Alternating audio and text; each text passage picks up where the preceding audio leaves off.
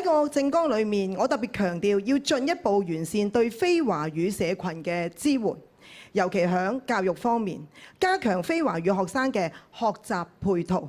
幫佢哋適應本地嘅教育體系，鼓勵佢哋積極融入社會。根據2021年嘅統計，離島區嘅少數族裔人口嘅比例係全港排第二高，達至係10.9%，僅次於油尖旺。其中東涌少數族裔嘅比例更高達16.8%，即是話咧，每6個居民當中咧就有一個少數族裔嘅居民。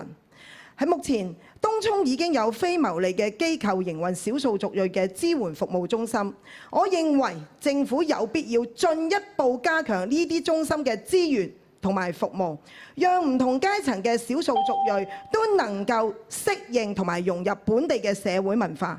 歸根究底，我哋香港係一個多元化共融嘅社會。